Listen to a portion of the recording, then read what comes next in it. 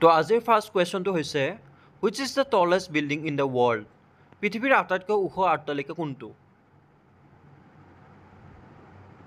অপশ্যনকেইটাৰ ভিতৰত শুদ্ধ উত্তৰটো হ'ব অপশ্যন বি বুৰ্জ খালিফা পৃথিৱীৰ আটাইতকৈ ওখ অট্টালিকাটো হৈছে Burj Khalifa next which tributary of Brahmaputra is the largest Brahmaputra কোনখন উপনদী আটাইতকৈ ডাঙৰ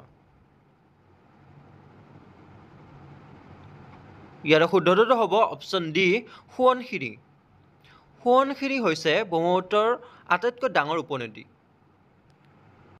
next question royal symbol of the ancient Kings of Kamrupa was কামৰূপৰ প্ৰাচীন ৰজাসকলৰ ৰাজকীয় প্ৰতীক কি আছিল ইয়াৰ শুদ্ধ উত্তৰটো হ'ব অপশ্যন চি হাতী কামৰূপৰ প্ৰাচীন ৰজাসকলৰ ৰাজকীয় প্ৰতীক আছিল হাতী next who is called the father of medical science কাক চিকিৎসা বিজ্ঞানৰ জনক বুলি কোৱা হয়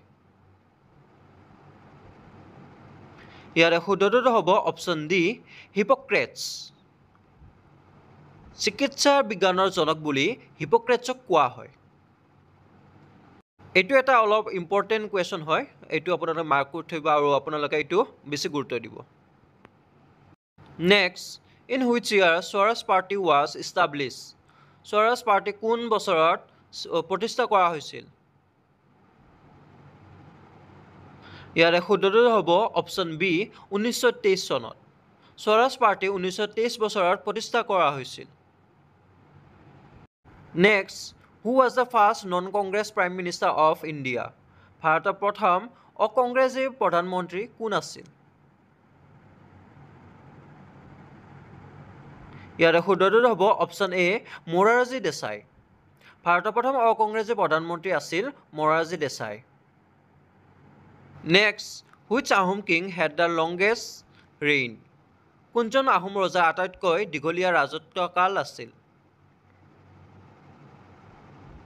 ইয়াৰ শুদ্ধটো হ'ব অপশ্যন এ চুকাম্ফা চুকাম্ফা আহোম ৰজাৰ আটাইতকৈ দীঘলীয়া ৰাজত্বকাল আছিল next Idukki hydro electric power project is situated in which state Idukki জলবিদ্যুৎ প্ৰকল্প কোনখন ৰাজ্যত অৱস্থিত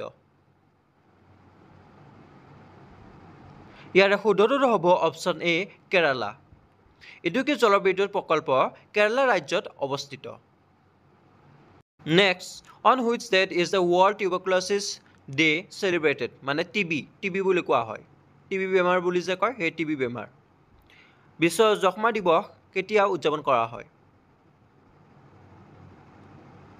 ইয়াৰ শুদ্ধটো হ'ব অপশ্যন চি 24 মাৰ্চ বিশ্ব যক্ষ্মা দিৱস 24 মাৰ্চত উদযাপন কৰা হয় next Shilabhadra is the pen name of Shilabhadra কাৰ ছদ্মনাম ইয়াৰ শুদ্ধটো হ'ব অপশ্যন বি ৰেৱতী মোহন দত্ত চৌধুৰী শিলভদ্ৰ ৰেৱতী মোহন দত্ত চৌধুৰীৰ ছদ্মনাম what is the pen name of Satyanath Bora Satyanath বৰাৰ ছদ্মনাম কি ইয়াৰ শুদ্ধটো হ'ব অপশ্যন চি এজন অসমীয়া সত্যনাথ বৰাৰ ছদ্মনাম হৈছে এজন Assamese next who was the founder of Maratha empire Maratha সাম্ৰাজ্যৰ প্ৰতিষ্ঠাপক কোন আছিল ইয়াৰ শুদ্ধটো হ'ব অপশ্যন এ ছত্ৰপতি শিৱাজী মাৰাঠা সাম্ৰাজ্যৰ প্ৰতিষ্ঠাপক ছত্ৰপতি শিৱাজী আছিল next the sati pratha was abolished under the governor generalship of sati pratha কোন গভৰ্ণৰ জেনেৰেলশ্বিপৰ অধীনত বাতিল কৰা হৈছিল ইয়াৰ শুদ্ধটো হ'ব অপশ্যন বি উইলিয়াম বেণ্টিক সতী প্ৰথা উইলিয়াম বেণ্টিক গভৰ্ণৰ জেনেৰেলশ্বিপৰ অধীনত বাতিল কৰা হৈছিল next when did the কনষ্টিটিউণ্ট assembly adopt the national anthem সংবিধান সভাই কেতিয়া ৰাষ্ট্ৰীয় সংগীত গ্ৰহণ কৰিছিল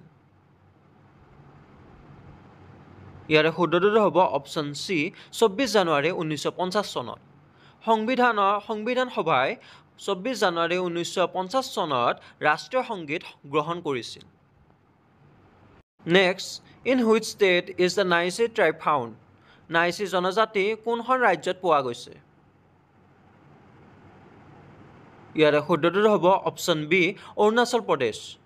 নাইচি জনজাতি অৰুণাচল প্ৰদেশ ৰাজ্যত পোৱা গৈছে। Next, the Black Forest mountains are located. Black Forest পৰ্বতমালা ক'ত অৱস্থিত? ইয়াৰে শুদ্ধটো হ'ব option B Germany. Black Forest পৰ্বতমালা জাৰ্মানীত অৱস্থিত। Next, the city of Nasik is located on the bank of which river? Nashik চহৰ কোন নদীৰ পাৰত অৱস্থিত? ইয়াৰে শুদ্ধটো হ'ব অপশ্যন ডি গোদাৱৰী। নাসিক চহৰ গোদাৱৰী নদীৰ পাৰত অৱস্থিত। Next, which of the following person from Assam was a member of drafting committee of Indian Constitution? নিম্নলিখিত অসমৰ কোন ভাৰতীয় সংবিধানৰ খচৰা সমিতিৰ সদস্য আছিল? ইয়াৰে শুদ্ধটো হ'ব option C sir Syed Muhammad Saadulla. অসমৰ ছায়েদ মহম্মদ ছাদুল্লাহ ভাৰতীয় সংবিধানৰ খচৰা সমিতিৰ সদস্য আছিল। Next, what is the name of the parliament of Russia?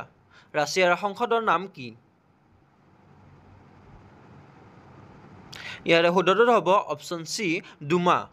ৰাছিয়াৰ সংসদৰ নাম হৈছে ডুমা। নেক্সট, আৰু এইটো লাষ্ট কুৱেশ্যন হয় আজিৰ। তো কুৱেশ্যনটো হৈছে when was Assam provincial Congress committee formed? Assam Pradesh Congress committee কেতিয়া গঠন কৰা হৈছিল? ইয়াৰে শুদ্ধটো হ'ব option B 1921। Assam Pradesh Congress committee 1921 চনত গঠন কৰা হৈছিল। ভিডিঅ'টো ভাল লাগিলে লাইক কৰিব আৰু চেনেলটো ছাবস্ক্ৰাইব কৰিব। আৰু আজিৰ যিবিলাক কুৱেশ্যন দিলোঁ আশা কৰোঁ আপোনালোকে সকলোৱে বুজি পাইছে।